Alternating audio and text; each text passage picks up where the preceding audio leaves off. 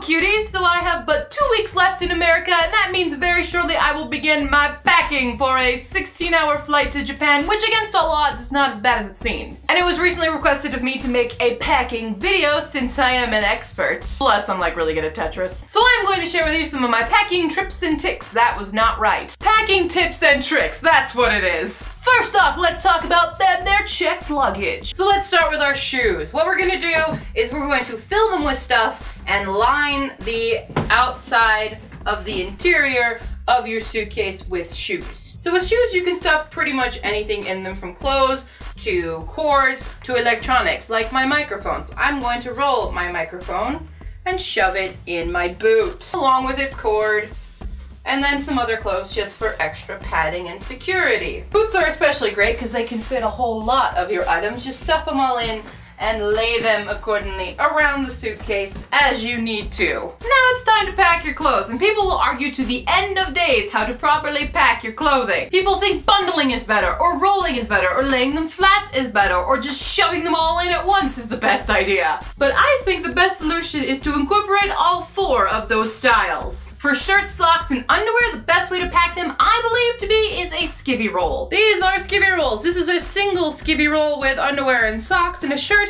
This is a double skivvy roll with 2 shirts and socks. I personally like doing this one better because, as you can see, the size difference isn't that big of a difference. Lesson 1 on how to skivvy roll. To fold the standard skivvy roll, you're gonna need to lay out your shirt as flat as possible. This is kind of a bad area we're doing this in, but deal with it. And then whatever small item you want to put in it, for example, we're gonna put some socks. Just lay them flat in there. And then you're going to fold your arms in so that it makes a nice square area. And we're gonna fold it over once. And then you're gonna take your other pair of socks and put the foot side inside so that it has a hole on either side. And then you're gonna roll it really, really tight, like so.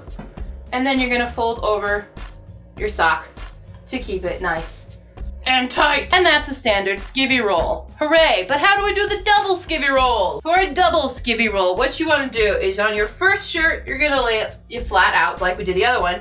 Your second shirt, you're gonna fold it upside down so that it has a more even distribution when we roll it all up. And again, you will need 2 more socks. With this one, fold in the long sleeve. This is if you're doing long sleeve because it is cold in November now. And fold in the other sleeves. You can also do this kind of a folded thing to it if you want to get fancy. And then, once again, fold over. Same thing you do with the other one.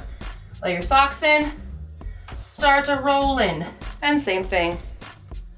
Fold them over, like so. Sorry if I'm not in frame, but that's what you get. And that, my friends, is a double skivvy. Slightly bigger, but it's holding more clothes, which means less skivvy rolls in your suitcase that are just slightly larger. So with all the space you have left from wherever you had your shoes, you're just gonna shove some skivvy rolls to make up for that. And then if you have little nooks and crannies, just shove other little things in them. So on top of that first layer, you're just gonna do a whole other layer of your skivvy rolls to make another nice layer of suitcase cake. On top of all those skivvies now, you're gonna take a pair of pants and lay them so that they're hanging halfway off. And you're just gonna cover it with more pants. And on top of these are gonna be your suit. So let's go learn how to fold a suit properly. So with your suit jacket, you're gonna want it buttoned and you're gonna flip it over on its front. And you shall take your sleeve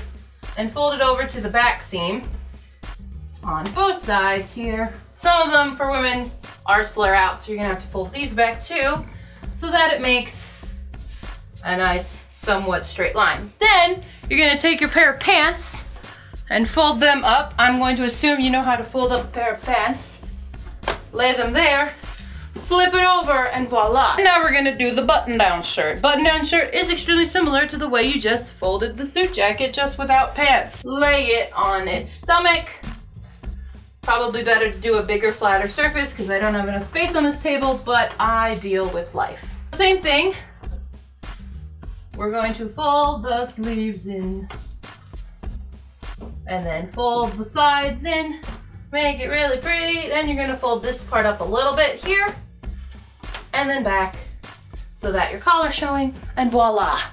nicely folded button-down shirt. Normally you would put these in a Ziploc bag, but I don't have one big enough at the moment, so for now they're just gonna sit right on top looking all nice and pretty. Then we're gonna flip those pants that are hanging out over and make it a nice secure bundle. And then we just stuff whatever else you might need into the nooks and crannies left over. And voila, checked bag. Now let's talk about carry-ons. In my world, there are two types of carry-ons: airplane essentials and arrival essentials. Airplane essentials are what you need on the flight. So your books, iPod, snacks, puppy you're trying to pass off as your very hairy child. Basically all the things you would need on a 16-hour flight that you can fit into the seat and the person in front of you. Then your arrival essentials are basically everything else. For me, that would mean a week's worth of clothing for this training week, my jewelry, makeup, anything else you just don't need on the plane. Because if you're like me and you're terrified of flying, I will not leave my seat unless it's an emergency. And as a final tip, 3 essential items you should probably bring with you on the plane: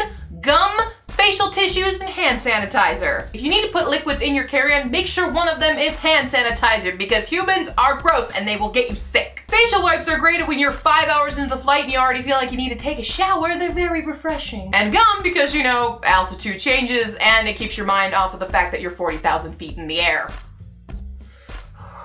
And that's it. I hope you enjoyed all my packing trips and ticks. Nope. Did it wrong again. I hope you enjoyed all of my packing tips and tricks. If you have any further questions, you can leave them down in the comments below or on Facebook, Tumblr, and Twitter, and I will see you next week, cuties. Bye!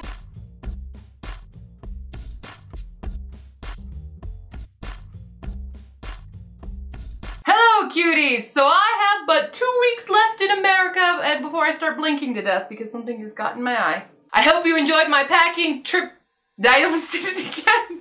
Baby, you are my lucky star.